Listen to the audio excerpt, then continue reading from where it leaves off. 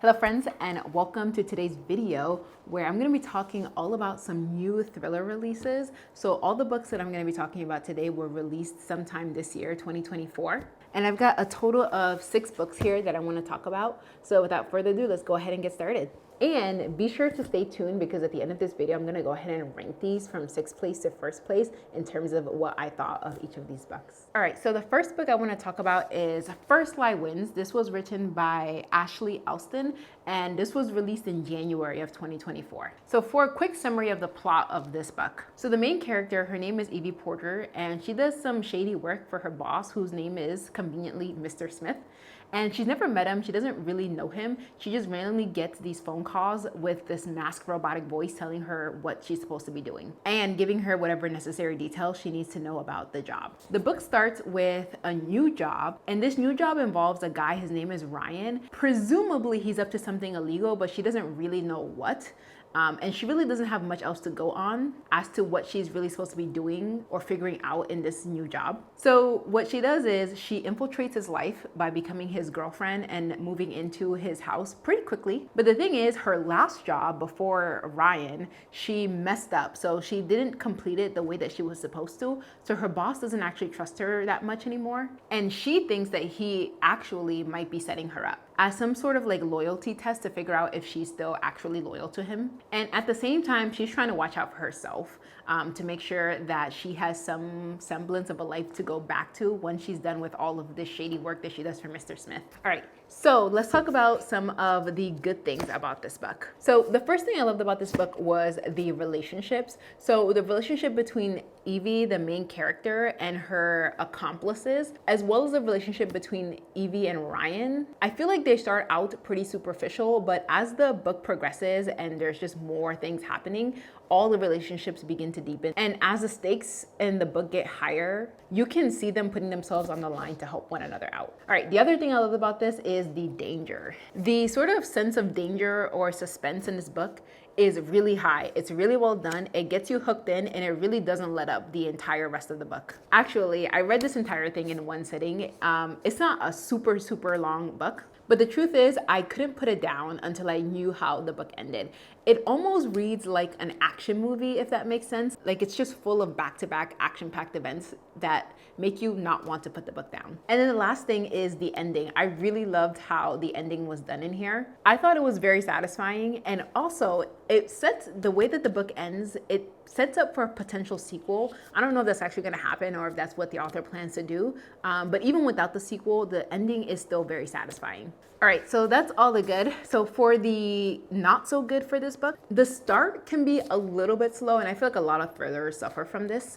It took a little bit of time to figure out what was going on or what sort of the main plot of the book was. But like I said, after the plot is set in motion, it's pretty much a crazy ride all the way to the end. Overall, I give this about 4.5 stars. This was a great read, and I would definitely recommend this one. All right, the next book we have here is A Calamity of Souls by David Baldacci. So this is more of a legal thriller, but a thriller nonetheless. And this book was released in April of this year, so April 2024. All right, so the basic summary / premise of this book. So we have one of the main characters, Jack Lee, and Jack is a white lawyer from the state of Virginia, and he has decided to represent Jerome Washington. And Jerome is a black man that has been accused of the brutal murder of this elderly couple in their home. Jerome, of course, maintains his innocence, but the state is trying to get him to the electric chair, basically. To help with this trial, in comes Desiree Dubose, and she is a black lawyer who happens to be much more experienced than Jack when it comes to murder trials. And she steps in to help Jack with his defense, since the Commonwealth of Virginia basically brought their best prosecutor to deal with this case. The events of this book take place in 1968, so it's very soon after the Civil Rights Act was passed, but it was still during a time where the public hadn't necessarily accepted this new way of living. And so Desiree, who I'm going to talk about more in just a moment, she is not just a lawyer, she's also kind of like an activist. And so with each case that she takes on, she's trying to defend her clients, but also trying to advance her causes of justice and equality. And she kind of hops from state to state trying different cases. All right, so on to the good, what I loved about this book. So the first thing is the characters, and specifically Desiree. So she is just an absolute standout character and by far the most competent lawyer, I would say, in the courtroom in this entire novel. And aside from her, all the supporting characters in this book were really, really well done. And I feel like whether you love them or you hate them, you felt strongly about them in some way. And as the story unfolds, there's a lot of things that happen. There are some tragic and also unfair things that happen. So you get a lot of opportunity to really sympathize with the characters in this book. The next thing is, if you get the chance to listen to the audiobook, I would strongly recommend. The audiobook for this was so well done. They actually got 2 voice actors instead of getting one person to try to sound like a man and a woman and like alternate, which I don't typically love. But in this case, both the voice of Jack and the voice of Desiree, they did such a great job. And lastly, the pace. Now, if you love legal thrillers, especially a lot of like courtroom drama, you're going to love this book. The chapters are super short, and that helps keep the suspense high. And this book does a really good job keeping you reading for longer than you even realize. Like, I could get through 100 pages far quicker than I would have guessed in this book. The con, I would say, or the not so good for this book is that it is technically very US centric, since it's mostly focusing on Black Americans and what they went through during and after the Jim Crow era, and it's set in the South, so specifically in the South of the United States. Overall, I give this book 5 stars. It's definitely going to be one of the best books that I read this year. As a side note, I don't know if any of you have ever done jury duty. I've done it once, and it was really cool to be able to see sort of courtroom drama in real life. And let me tell you, the case that I did was dramatic. It was wild. The state was trying a young man for first-degree attempted murder, so it was a pretty serious case. And I think I missed almost like 3 weeks of work. And the young man basically tried to shoot his grandfather in like a church parking lot. It was wild. This was essentially family drama that was unfolding in front of us, the jury and the judge and the lawyers. Yeah, it was a mess. I'm glad I did it though, but I think that the only takeaway I had from that was that I would never ever want a jury deciding my fate. Everything was fun until jury deliberations. And I think it's hard to get 12 people to like agree on anything, but there were definitely a couple people on that jury, if I had to like borrow a Stephen King euphemism, that were definitely short a few cards in their deck. All right, so next we have One Perfect Couple by Ruth Ware. And this has it's a really pretty foily cover that this book has here. This book was released in May of this year, so May 2024. So quick summary of the book. The 2 main characters are Nico and Lila, and they're a couple. Lila is a virologist and Nico is an actor. And Nico really, really wants them to go on this new reality TV show called One Perfect Couple, mostly because he wants to get famous and advance his acting career. Lila doesn't really want to go, but he manages to convince her to join him. So all the couples, and there's 5 couples, so a total of 10 people, get to the island and they begin filming. And then the first night the crew leaves and the couples remain on the island.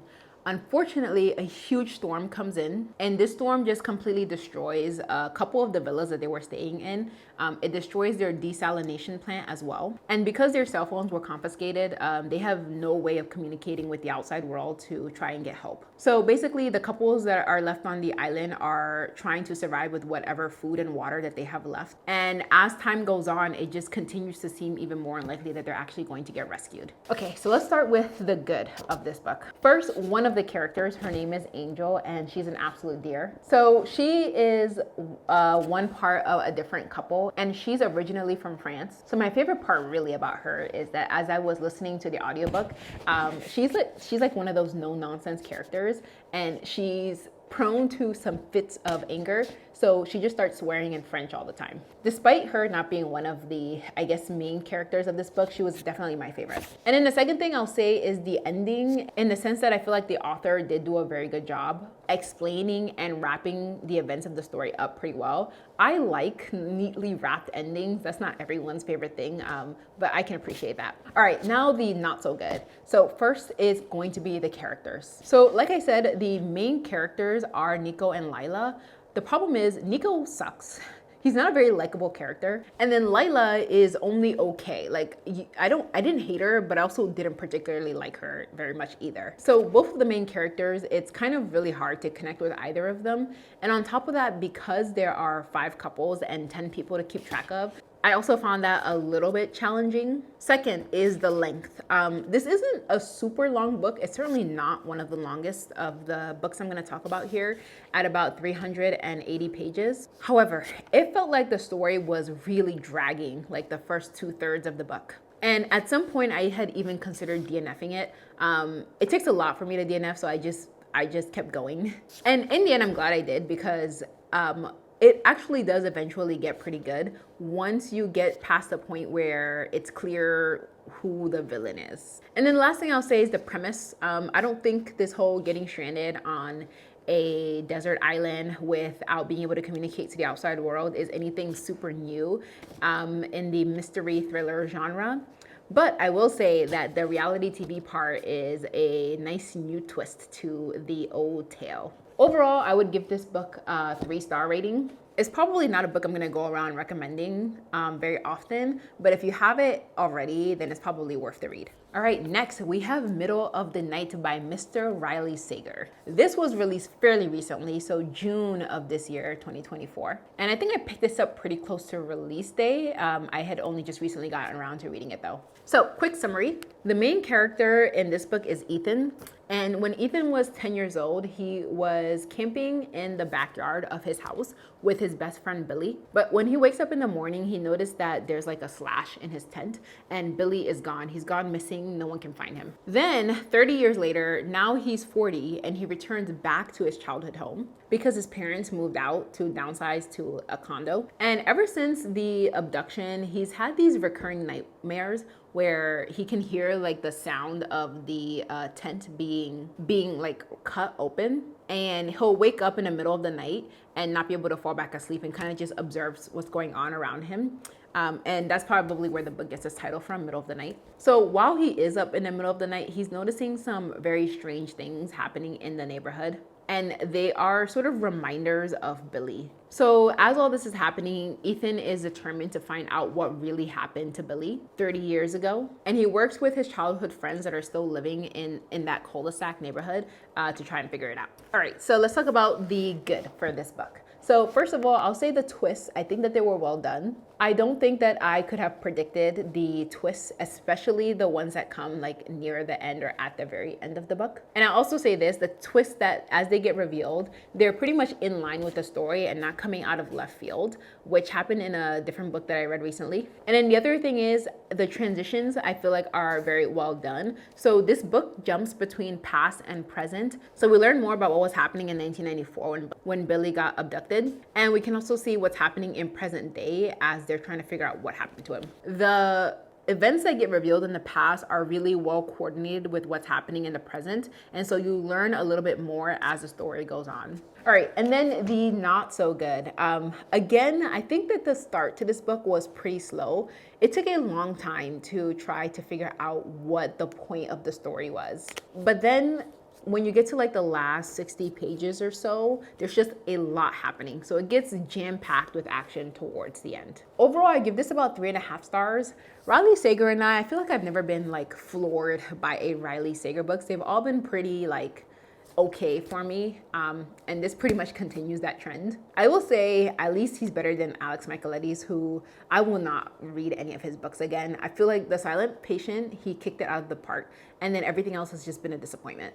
At least with Sager, I probably will continue to pick up some of his books. All right, you guys, I'm back. It's a slightly different day just because I hadn't actually read these two when I filmed the earlier part of this video. I'm a little overdressed for the occasion. It was our first day back at school today. And the next book on my list that I want to talk about is Lucy Foley's The Midnight Feast. This book was released in June of 2024, so this is one of the more recent releases out there. And like the others, I'm going to start with just a very, very quick summary of the plot. So I'd say the main character here is Francesca. And so the story is set up following Francesca and her husband as they spent a lot of time and a lot of money restoring this old manor that belonged to Francesca's family. She's turned it into this super luxury resort that is meant for wealthy people to come and basically relax. The mansion itself is called the Manor, and the book is basically following several characters. So we're following Francesca, her husband Owen, one of the guests, which we learn more about as the story unfolds, and a couple of the staff at the resort as well. So where the book gets its title from, The Midnight Feast, is that this weekend is like the grand opening of the resort that Francesca has been working on. And most of the story is following the events leading up to the night of the feast and then what also happened after it. But we don't really know what happened on the night of the feast. We just know something happened. So the book is jumping in time from before the feast and after the feast as you very slowly, I might almost say glacially, learn what happened on the night of the feast. So let's talk about the good, or what I found good about this book. I would say the writing was pretty good. And what I mean by that is that it was pretty easy to follow. You're not going to have a challenge reading along with the story. And also, I will say that the way that the characters, because there's a cast of characters here, it's not significant like some of the other books that I talked about, but there are a number of different people and they all connect to each other in some way. And I think that she did a good job revealing the connections between the characters of the book. Sometimes I also think doing like timeline jumps can be a little bit challenging. I think that they were done well in this book as well. All right, now on to the not so good. And unfortunately, I think there were more not so goods than goods for this book. All right, so the first thing I didn't like about this book is Francesca. So I mentioned she's sort of one of the main characters of the book, but she's not a very likable character, but she's also not a very well-written character. The character was just like way over the top, almost to the point of being a caricature of like the evil villain character. But it was just, there was no subtlety. It was like too far on the nose. And when you read the text in her point of view, she just sounds deranged. She's basically like all the crazy, but with none of the nuance or subtlety that you would expect to find in a well-written villain and the kind of villain that you would respect.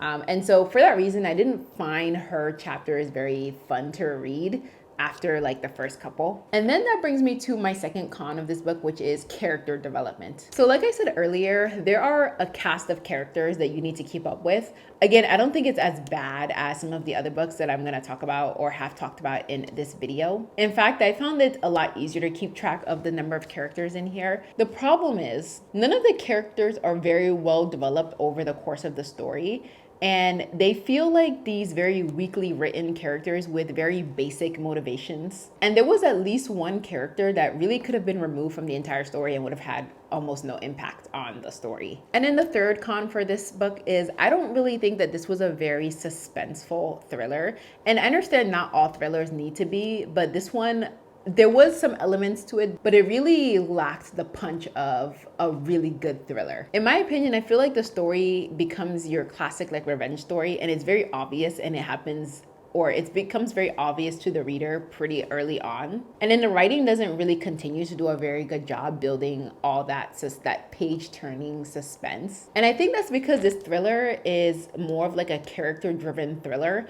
But then if you remember my previous point, the character development in this novel is very weak. So it's being driven by weak characters. Overall, I give this about 3 stars. And if I could summarize, I would say that it was okay. All right, for the last book on this list, we have The Family Experiment by John Marrs. And this is the most recently released of all of these. It was released in July of 2024, so just 2 months ago. So for the basic plot summary for this novel, so the events of the book are set in like this futuristic society, and actually it shares the same universe as John Marrs's other books like The One and The Passengers, which are the ones that I've read that share this universe.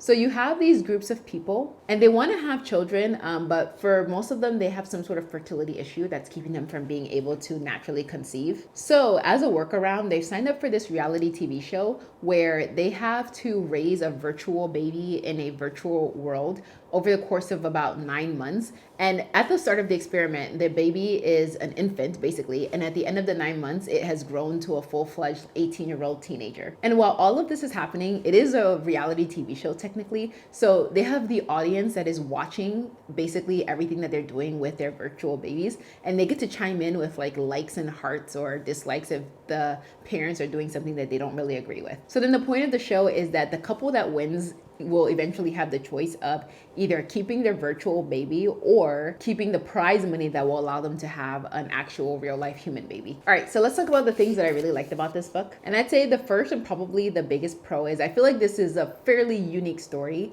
And I think John Mars does such a fantastic job with these stories that are set in the future, mostly because these feel like things that could become our future. So as technologies advance, we could realistically be in a world where cars drive themselves, or we create essentially virtual people that aren't really human, but they kind of feel human to the people that interact with them. And then the other thing he does so well is I think he always explores the ethical part of this. So like, for example, for this book, right, these children are virtual, they're not real humans, but then the parents that are taking care of them become pretty attached to them and they develop real human feelings for them. So the question is, well, is it technically like a crime if something happens to them? Who's responsible for their actions, and all these other ethical considerations that need to come with this sort of situation. The second thing I really liked about this is that he does a good job of switching between like the point of view of the characters, and you also get some weigh in from the audience, and you can see like these text message interactions between the different audience members that are watching. You also get some like news articles that are related to the effects that this reality TV show is having on society. Just that mixture of variety, I think, is well done, and it keeps the story interesting. And then the last thing, like I mentioned earlier, is just this universe that he has here with this book is in the same universe as The Passengers and The One. And I think there's one other book in the universe that I just haven't read yet. And just to be clear, you can read this book without having read those other books, but I would say you should read those other books because actually I think they're better than this one was. And then what I would say the not so good for this book is just, and this is the same problem I had with One Perfect Couple, is it starts with 5 couples, so that's 10 people that you have to keep track of. And at the beginning, it's really difficult to do that. This is actually the case in also The One, and I think The Passengers might have been like this. So this is very normal for him, and I always struggle with it in all the books I read by John Mars. Now, obviously, as the book continues on, it becomes a lot easier to keep the characters straight because you start to learn more about them. But at the start of the book, you do need to sort of push through, as each chapter, they're very short, maybe 2 pages, and then it jumps to another set of people. So it can be very jarring to jump between all these perspectives and then try to keep them all in line as well. Overall, I give this about 4 stars. I think it was a good, fun read. I think his other books that I've read are probably better than this one was though. So I would recommend those before reading this, but this is still a solid recommendation for sure. All right, so those are all my thoughts on all these thrillers that were recently released this year. And now for the final part of the video, I'm just gonna rank these from last place to first place in terms of what I thought of each of these books. In 6th place, we have Lucy Foley's The Midnight Feast. You can probably tell, again, the characters weren't great for what was essentially a character-driven thriller, and it also lacked the suspense. Which, if I look at my 5th choice pick, which is One Perfect Couple, these two, you can probably tell, were the ones that impressed me the least. But I will say this did pick up towards the end, and it was in a way that I think this one was not able to.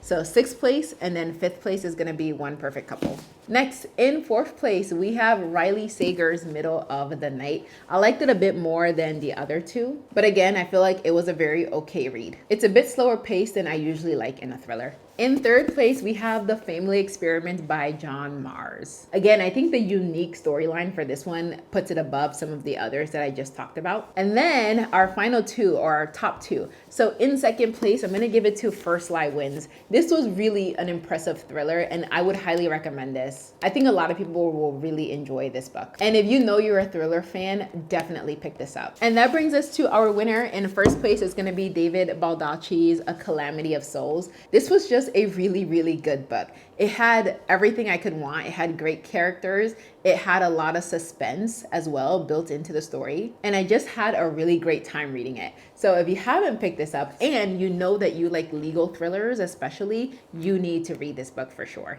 All right, you guys, that is the end of this video. Thank you so much for tuning in. Definitely leave a comment below and also drop a like. Let me know if you've read any of these books and what your thoughts are. And if you have any other new release thriller recommendations that you'd like to throw my way. Thank you so much for watching, and I will see you guys in 2 weeks. I've kind of made my upload schedule every other Wednesday at this point. And until then, happy reading. Bye.